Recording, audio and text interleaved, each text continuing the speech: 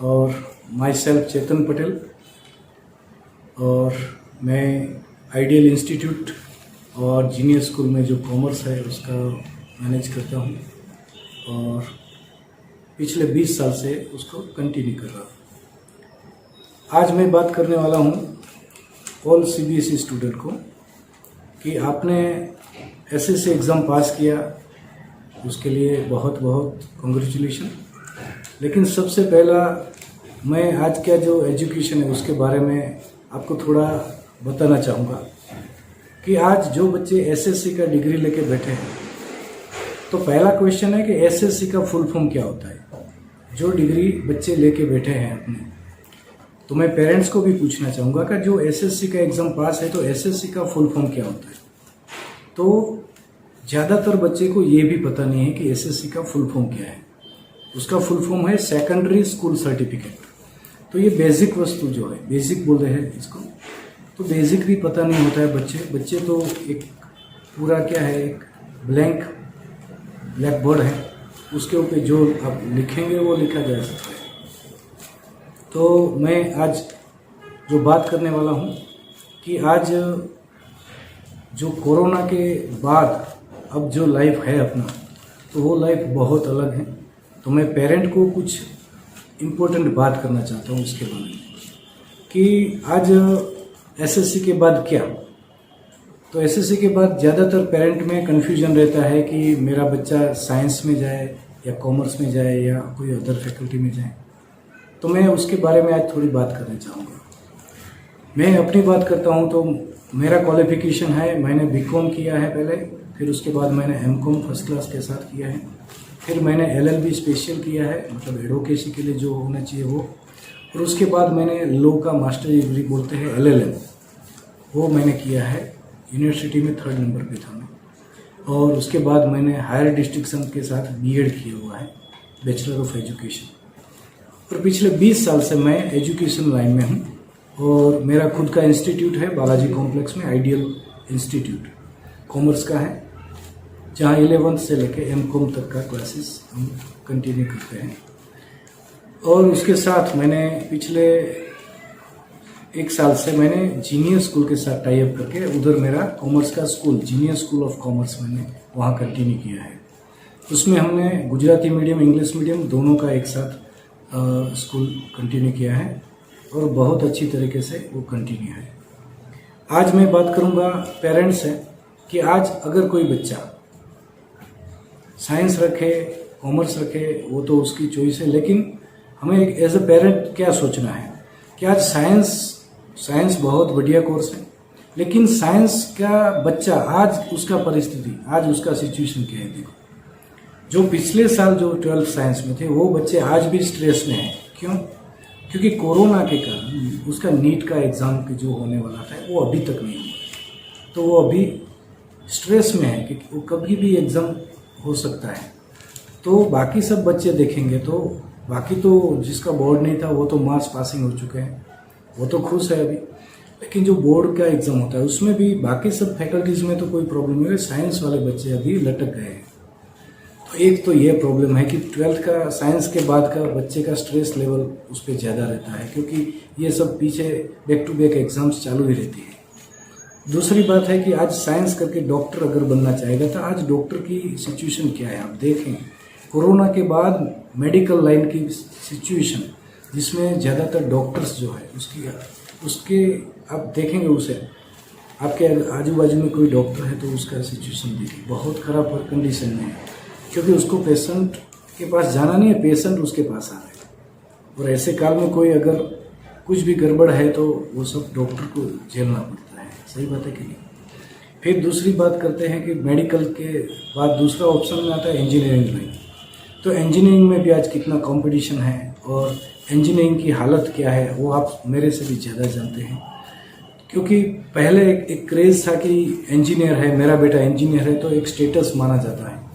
लेकिन आज की कंपटीशन में अभी हालत क्या है? आज इंजीनियरिंग करके कितने बच्चे अपने अगल बगल देखेंगे तो बेचारे अच्छा डिग्री है, लेकिन उसकी कोई मार्केट में उसका कुछ वैल्यू नहीं होता है। आज उसको 10,000 रुपीज़ का सैलरी के लिए अगर मोड़ासा में ढूंढेगा जॉब तो नहीं मिलता है। तो ये कंडीशन है, क्योंकि माँ बाप ने तो 11-12 साइंस में भी बहुत खर्चा किया, उसके बाद इंजीनियरिंग के लिए भी जो भी खर्चा करना था वो भी किया, और उसके बाद आज वो 10,000 का सैलरी भी नहीं ले सकता है। तो ये बहुत बुरी बात है मेरे हिसाब से। और आप डिप्लोमा कोर्सेज वो तो ख़त्म ही हो चुके हैं, ऐसा ही मान सकते हैं। क्यों? GTU जब से अंडरटेकिंग हुआ है, GTU के अंडरटेकिंग में डिप्लोमा, उसके बाद उसका एग्ज़ाम पैटर्न वगैरह देखेंगे तो बहुत कम बच्चे उसमें पास हो सकते हैं, बाकी तो ज़्यादातर अधूरा ही छोड़ देते हैं और फिर से वो अदर स्ट्रीम में कन्वर्ट होते हैं। तो ये भी सोचना चाहिए एज अ पेरेंट।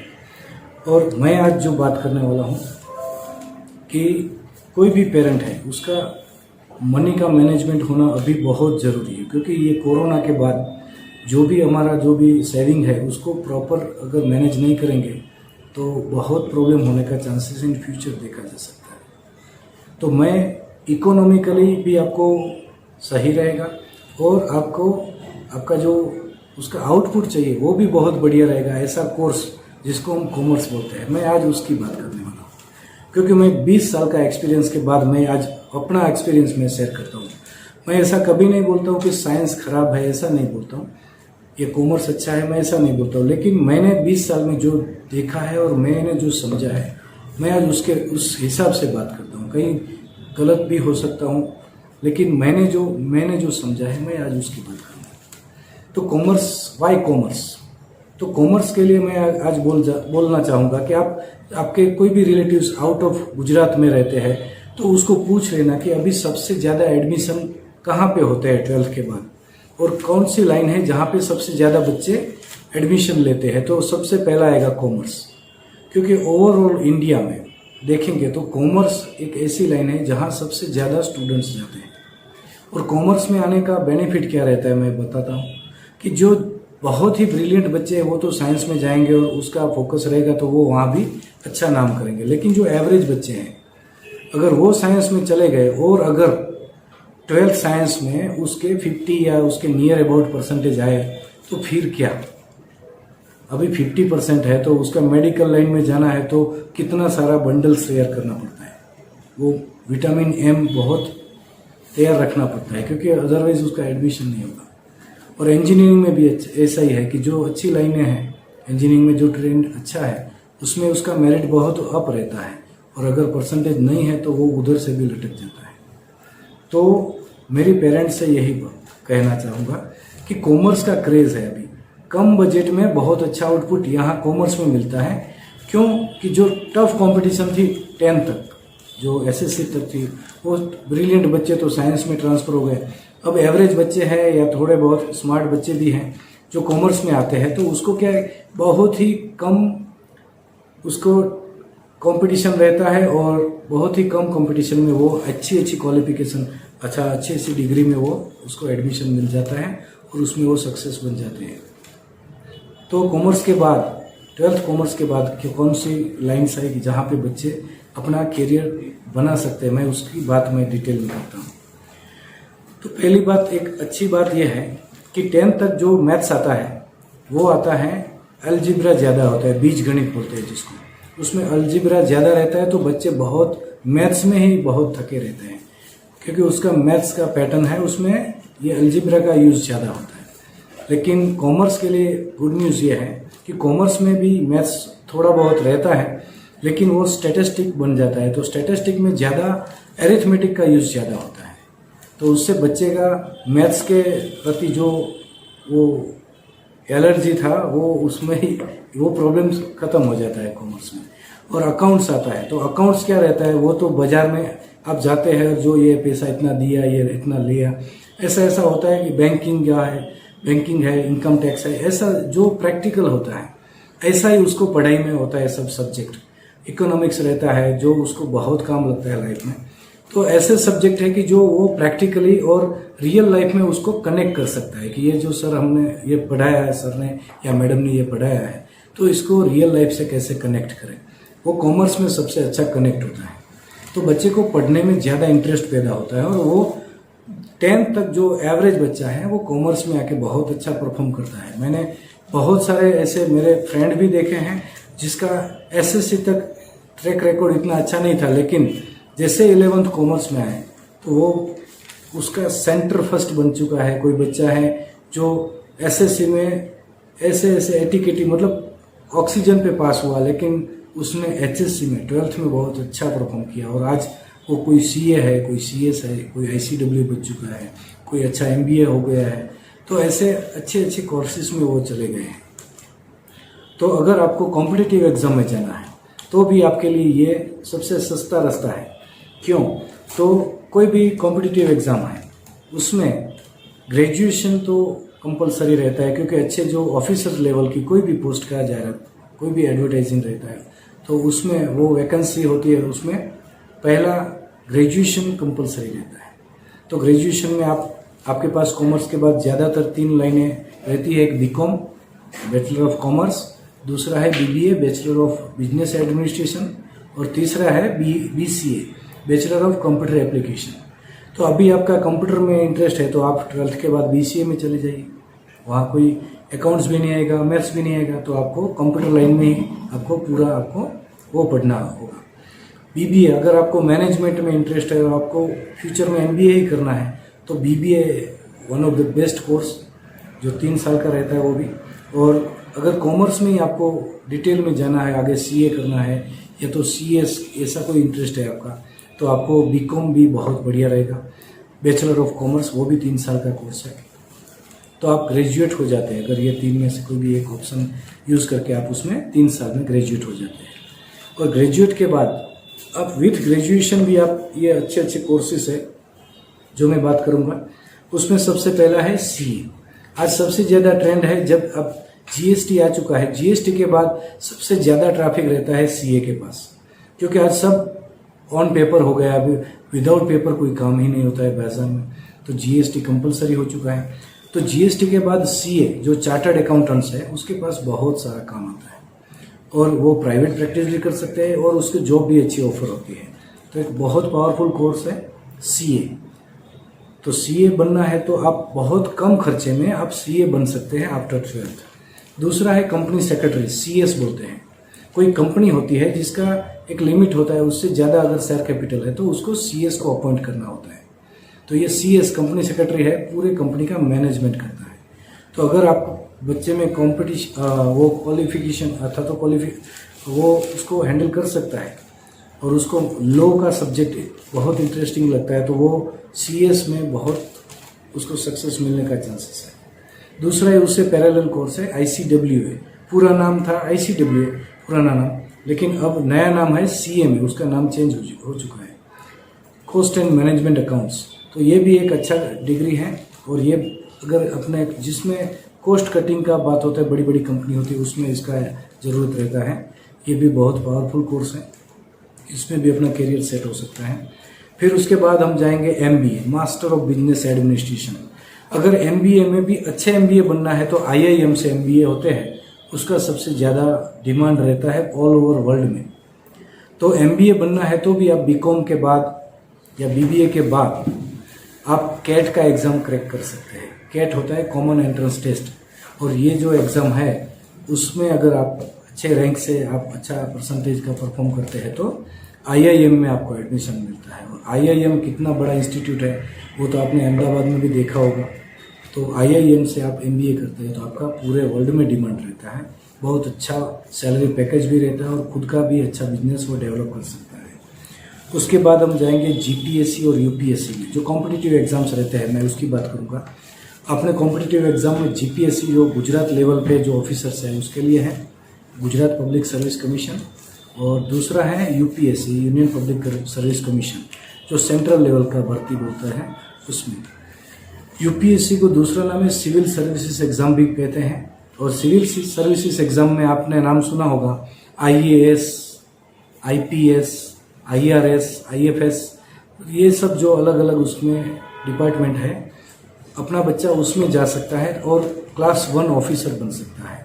तो वो कैसे बनेगा? तो आफ्टर ग्रेजुएशन इसका रेगुलर एग्जाम यूपीएससी कंडक्ट करती है, तो उसमें अपियर करना है और अगर अच्छा परफॉर्म होता है तो 3 स्टेज में होता है। फर्स्ट होता है प्रिलिमिनरी एग्जाम, सेकंड होता है फाइनल एग्जाम, और उसमें भी अगर पासिंग है तो इंटरव्यू के बाद उसका ऑर्डर होता है। तो ये हो गए कॉम्पिटिटिव एग्ज़ाम। जीपीएससी में अगर वो एग्ज़ाम का अपियरिंग करता है तो जीपीएससी में ज़्यादातर डीवाईएसपी का होता है भर्ती, फिर होता है तहसीलदार बोलते हैं, मामलतदार जिसको बोलते हैं, और तीसरा है टीडीओ बोलते हैं, तालुका विकास अधिकारी। तो ऐसे पावरफुल पोस्ट, ये भी बहुत अच्छी पोस्ट है। तो यहाँ के लिए डायरेक्ट उसको वैकेंसी होती है तो उसमें वो डायरेक्ट जा सकता है। उसके बाद देखेंगे कि एक और दूसरा कॉम्पिटिटिव में स्टाफ सिलेक्शन कमीशन, एसएससी बोलते हैं, ये भी एसएससी है इसका भी नाम। स्टाफ सिलेक्शन कमीशन का मैट्रिकुलेशन और ग्रेजुएशन लेवल दोनों बेस पे एग्ज़ाम होता है, जो सीबीआई में डायरेक्ट भर्ती होता है। सीबीआई में कस्टम डिपार्टमेंट में अगर किसी को जाना है तो उसके लिए ये exam SSC staff selection commission के द्वारा उसका एग्ज़ाम होता है। उसमें भी यही सेम पैटर्न में एग्ज़ाम होता है। उसके बाद एलआईसी में डेवलपमेंट ऑफिसर बनना है। उसके बाद बैंकिंग सेक्टर है जो भी कॉमर्स के लिए बहुत ही अच्छा रहता है, उसमें भी प्रोबेशनर ऑफिसर का वैकेंसी होता है, और बैंक का क्लर्क बन सकते हैं। और उसका एक आईबीपीएस करके एक यूनिट है, वो भी बैंकिंग के लिए बैंकिंग सेक्टर का एग्ज़ाम लेते हैं, तो उसमें भी अपना अच्छा चांस रहता है। फिर पोस्ट डिपार्टमेंट में भी बहुत सारे वैकेंसीज है जहाँ पे कॉमर्स वाले बच्चे उसमें अपियर हो सकते हैं। फिर टेलीफोन डिपार्टमेंट, अभी रिलायंस है, जियो है, ऐसा कुछ, और बीएसएनएल है, ऐसा जो भी है टेलीफोन कंपनी, जो भी है टेलीफोन कंपनी, उसमें वैकेंसी होती है, उसमें कॉमर्स वाले बच्चे जा सकते हैं। फिर सचिवालय और बिन सचिवालय का एग्ज़ाम रहता है, उसमें भी क्लरिकल एग्ज़ाम्स में अपियर हो सकते हैं और उसमें भी अपने वो भी पार्टिसिपेट हो सकते हैं, उसमें भी अपना करियर सेट हो सकता है। फिर पुलिस लाइन में कांस्टेबल से लेके पीएसआई तक का एग्ज़ाम, जो ग्रेजुएट बच्चे हैं वो पीएसआई का एग्ज़ाम दे सकते हैं, और पीएसआई पुलिस लाइन में भी वो अपना करियर सेट कर सकते हैं। और स्टैटिस्टिकल ऑफिसर की वैकेंसी होती है, उसमें तो कॉमर्स वाले बच्चे ही आते हैं, तो उसमें अपना करियर सेट हो सकता है, बहुत अच्छा पैकेज रहता है उसमें भी। फिर अगर आपको इंटरेस्ट है लॉ के फील्ड में, लॉ मतलब कायदा बोलते हैं जिसको, अगर लॉ आपको अच्छा लगता है तो उसमें आप आफ्टर ग्रेजुएशन बीकॉम या बीबीए के बाद आप एलएलबी का ऑप्शन चूज़ कर सकते हैं। एलएलबी के बाद आप एडवोकेसी करके आप उसका प्रैक्टिस कर सकते हैं। बार काउंसिल के आपको सर्टिफाई करती है, उसके बेस पे आप और गुजरात में या तो आउट ऑफ गुजरात भी आप एज ए एडवोकेट प्रैक्टिस कर सकते हैं। फिर उसके बाद अगर आपको जज बनना है तो भी ग्रेजुएशन के बाद, एलएलबी के बाद जज के लिए जुडिशियल मैजिस्ट्रेट फर्स्ट क्लास का जो एग्ज़ाम रहता है वो आफ्टर थर्ड एलएलबी आप उसमें भी डायरेक्ट एग्ज़ाम दे सकते हैं और आप मैजिस्ट्रेट बन सकते हैं। उसके बाद एलएलएम अगर आप करते हैं, मास्टर डिग्री होती है लॉ की, अगर वो आप पास करते हैं तो आप कोई भी एलएलबी कॉलेज में आप लेक्चरर भी बन सकते हैं और लीगल एडवाइज़र भी बन सकते हैं। कोई अलग अलग कंपनीज रहती है, प्राइवेट सेक्टर में, गवर्नमेंट सेक्टर में लीगल एडवाइज़र का रिक्वायरमेंट रहता है, तो आप वो भी काम कर सकते हैं। उसके बाद बीएड, अगर आपको एजुकेशन लाइन में जाना है तो बीएड, बैचलर ऑफ एजुकेशन, अब बीएड का 2 साल का कोर्स है, वो आप आफ्टर ग्रेजुएशन या तो मास्टर डिग्री के बाद आप कर सकते हैं, जिसके बेस पे आप वो एमकॉम बीएड होके आप 11th-12th कॉमर्स में एज अ टीचर आप अपॉइंट हो सकते हैं। फिर अगर आपको पीएचडी करना है तो डॉक्टरेट डिग्री बोलते हैं, पीएचडी करनी है तो भी आप मास्टर डिग्री के बाद पीएचडी का एंट्रेंस एग्ज़ाम देना होता है, और अगर वो पास हो जाते हैं तो आप डायरेक्ट पीएचडी भी कर सकते हैं, और आपके नाम के आगे डॉक्टर, वो इंजेक्शन वाले डॉक्टर नहीं, लेकिन ये मतलब किसी रिसर्च के बेस पे आप डॉक्टर बनते हैं।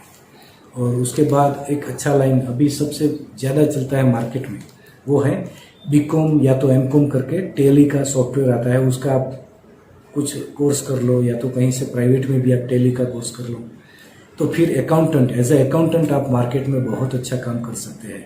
और कोई भी दुकान है या कोई भी फर्म है या कोई भी स्कूल है या कोई भी कॉलेज है, कोई भी इंस्टीट्यूशन है, उसको एक अकाउंटेंट का ज़रूरत रहता है जो उसका अकाउंट्स देखे, तो उसमें कॉमर्स वाले बच्चे बहुत अच्छा काम भी करते हैं और बहुत अच्छा अर्निंग भी करते हैं। तो इसके लिए तो आपको एक लैपटॉप आपको परचेज करना है और घर से भी आप इसको कंटिन्यू कर सकते हैं, और बहुत अच्छा फ्यूचर है इसमें भी। और उसके बाद आप देखते हैं कि गुजरात के लोग हैं वो ज़्यादातर बिजनेस माइंडेड होते हैं, तो अगर कुछ बिजनेस करना है तो आपने देखा होगा बिजनेस क्लब्स कहाँ होता है, उसका अकाउंट्स के प्रॉब्लम की वजह से ही होता है। लेकिन अगर बच्चा कॉमर्स ही पढ़ा है और अकाउंट्स उसको अच्छे तरीके से समझ में आता है तो कोई उसको उल्लू नहीं बना सकता है। ये सबसे बड़ा प्लस पॉइंट है कॉमर्स का। और वो इन फ्यूचर कुछ बिजनेस वो हैंडल करना चाहेगा तो कॉमर्स के बाद वो कोई भी अच्छी कंपनी भी मैनेज कर सकता है और कोई भी प्राइवेट सेक्टर में कोई पार्टनरशिप फर्म है वो अच्छी तरीके से उसको रन कर सकता है। ये सब बेनिफिट है कॉमर्स के बाद।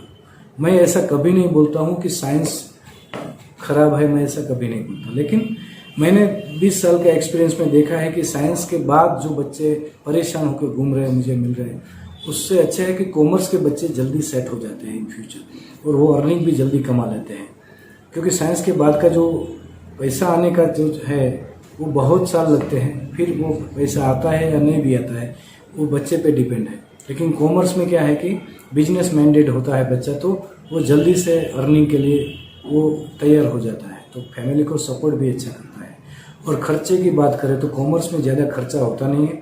आपको मैं बताऊं कि 1-2 लाख में तो वो ग्रेजुएशन भी कंप्लीट कर देगा इतने खर्चे में। तो ये तो मैंने ज़्यादा प्राइवेट स्कूल की बात की है।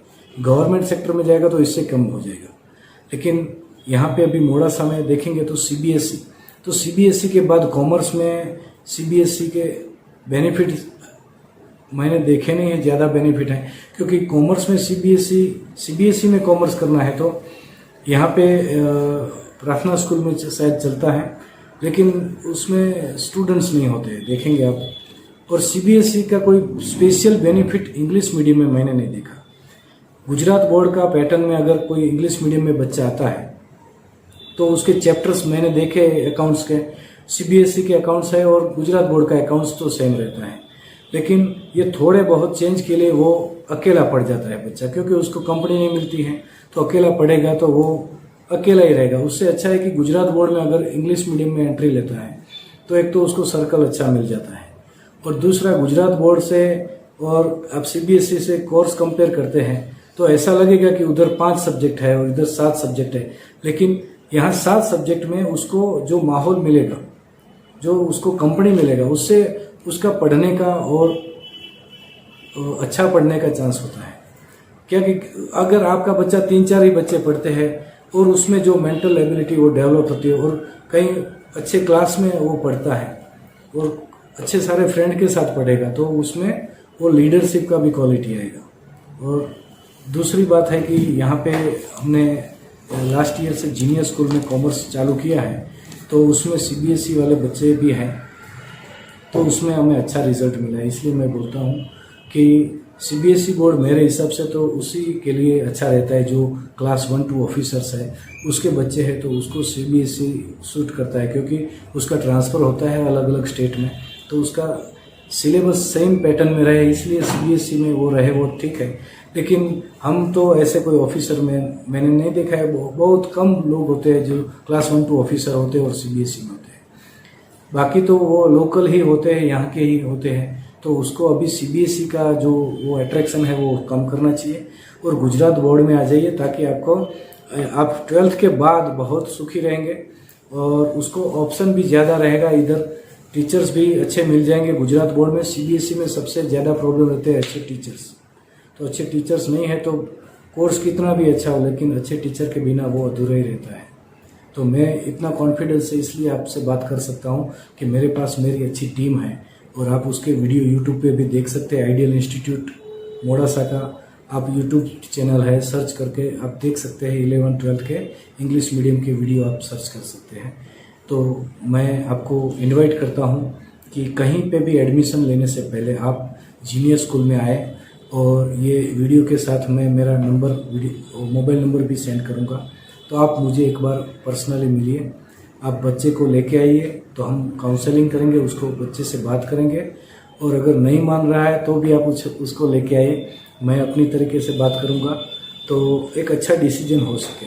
मैं ऐसा कभी नहीं चाहूँगा जो कॉमर्स में ही है, कॉमर्स में ही ऐसा मैं नहीं बोलता हूँ, लेकिन एक अच्छी बातचीत होगी, एक ऑप्शन देखेंगे सुनेंगे तो डिसीजन लेने में आपको सपोर्ट मिलेगा। बस यही एक गुजारिश है सभी पेरेंट्स से। मेरा ये वीडियो बनाने का लॉजिक एक ही है कि बच्चे का फ्यूचर का यहाँ पे एक डिसीजन है तो बहुत अच्छी तरीके से बहुत सोच समझ के लेना चाहिए डिसीजन। इसलिए मैंने ये वीडियो बनाया है और मैं सभी पेरेंट्स से ये गुजारिश करूँगा कि ये वीडियो अगर आपको अच्छा लगता है और कोई अदर जो है पेरेंट है जो डिसीजन लेने में कंफ्यूज है तो मेरा ये वीडियो उसको भी भेज दीजिए, ताकि कॉमर्स के बाद बहुत अच्छा फ्यूचर है वो भी समझ सके। तो ये कोरोना के बाद अगर ये बहुत ही प्रॉब्लम चल रहा है बाज़ार में, तो उससे ये एक अच्छा एक रास्ता है कि आप अच्छा डिसीजन ले सके और बच्चे के लिए एक फ्यूचर ब्राइट उसका फ्यूचर भी हम जनरेट कर सकें। तो thank you very much to all parents and students, क्योंकि आपने इतने देर तक मुझे सुना और लास्ट तक आए, इसके लिए आपको थैंक यू वेरी मच।